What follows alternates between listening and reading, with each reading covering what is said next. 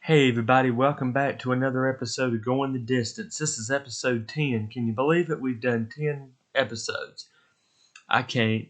I want to welcome you new members in, and I want to welcome back you members that have been with me from the beginning. So, we got a lot to cover today. Free agency, we got a wedding to cover, we got a baby to cover, and we got some retirements to cover. We also have some music news and a few other extras that I need to bring up. So let's jump into it. Let's start with the retirements. So Fletcher Cox and Jason Kelsey both retired this in the past week, which means Philadelphia is going to be going through a rebuilding year. But don't worry, y'all pick somebody up in free agency that's going to help with the rebuild. So I want to wish Jason and Fletcher both the best in retirement. Even though Fletcher, I kind of hate to admit it, but I kind of forgot you were still playing. So good luck, and I can't wait to see what y'all do in retirement. So now let's move on to some baby news. So Dak Prescott and his girlfriend, Sarah Jane Ramos, had a baby girl named MJ. Now, they had her on a leap year, which means her birthday is going to be every 4 years. Now, as I covered last week, I believe, 100-year-old woman celebrates her 25th birthday because she was a leap year baby. So this is going to happen with MJ. She's going to get older, but she's only going to have a certain amount of birthdays, like 25 by the time she's 100. So this is going to be very interesting to cover in the future, and we're going to stay on top of that. And congratulations to you, Dak and Sarah. Can't wait to see baby MJ grow up, and I know I will because Cowboys fan, and I keep up with you, Dak. So now we need to congratulate Brock Purdy on his marriage to his college sweetheart, Jenna Barrett. Now they went to college sweethearts, went to college together. Jenna was a volleyball star. Brock was a football star in college. So this is great. I'm happy for you, Brock. I can't wait to see what the future brings for you and Jenna. I wish you and Jenna nothing but love and happiness, and let's see where it goes. So now let's move on to the free agents. Now I'm going to rapid fire this, so this is going to be because there's a lot to go through. So let's get started. So Gardner Minshew signs with the Raiders. I believe that was on a 2-year deal, and they needed a quarterback because obviously they didn't have one. Sam Darnold signs a 1-year deal with the Vikings. The Vikings needed a quarterback because their quarterback got signed somewhere else in free agency. Mac Jones gets traded to the Jaguars. And after they traded Mac Jones to the Jaguars, they signed Jacoby Brissett to a 1-year deal. Jameis Winston signs a 1-year deal with the Browns. Kirk Cousins signs a 4-year deal with the Atlanta Falcons. And as I said, the Vikings needed a quarterback because Kirk Cousins was in free agency and had already signed. Well, now he signed with Atlanta. Sam Darnold signs with the Vikings. Joe Mixon had asked for a trade or his release from the Bengals. Well, that same day, Joe Mixon gets traded from the Bengals to the Texans. Austin Eckler signs a 2-year deal with the Redskins. Always thought Austin Eckler would be a Charger till the day he retired, but he's going to the Redskins. I'm sorry, Christian. I'm sorry, Logan, but Gus Edwards has left Baltimore and has signed with the Chargers on a 2-year deal. But don't worry, I've got a big free agent signing that you guys are going to love and that's going to make up for Gus Edwards leaving. Baker Mayfield re-signs with the Bucs on a 5-year deal. Is this a good deal? I think it is. He knows the scheme. He knows the routes. He knows it all. In Tampa, he's good with Todd.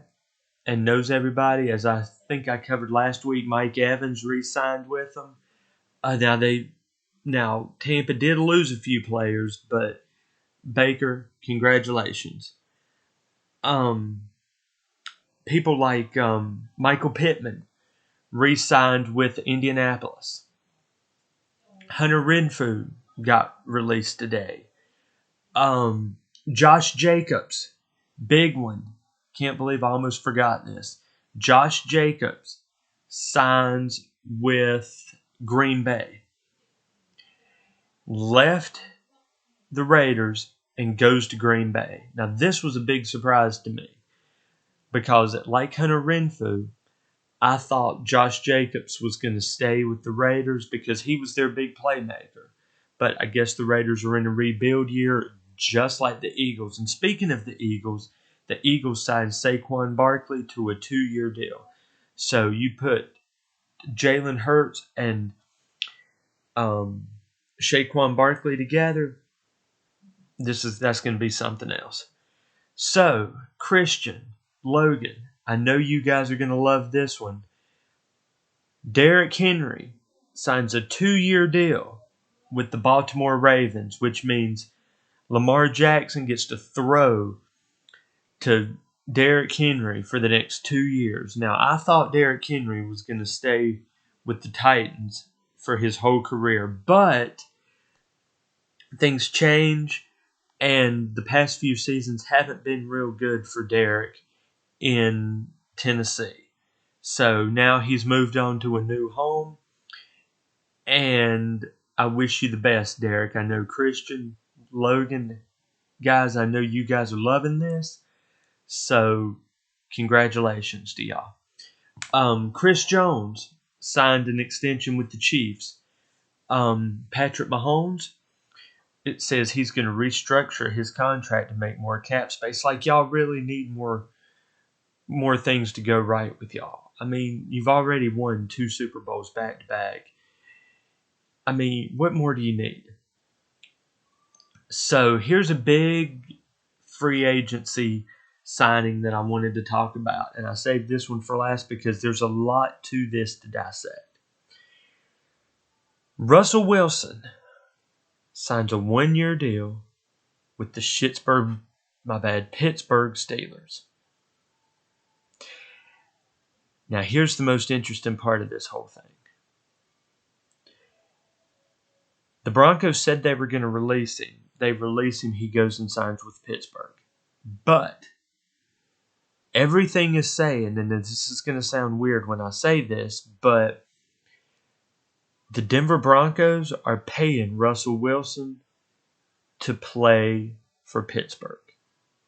Now, how's that possible, you might ask? Well, they owe him all these incentives.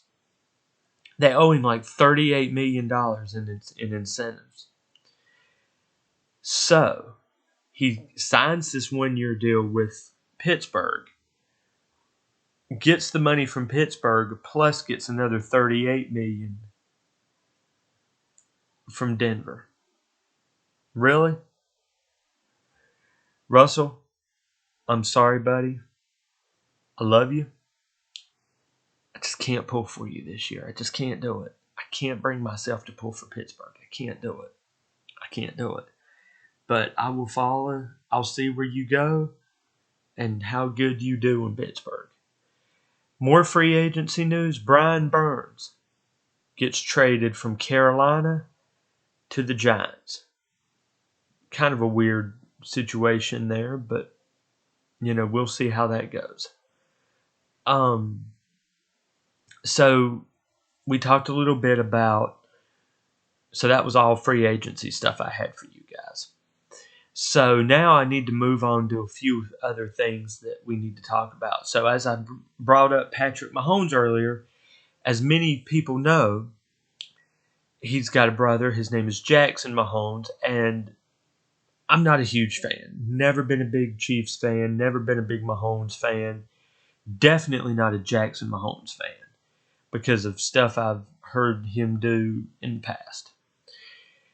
He was made famous, I've heard, from getting on doing these dances on the internet and just trying to make a name for himself. Well, he was sentenced to 6 months probation for assault. I don't know the actual details. You guys can look it up.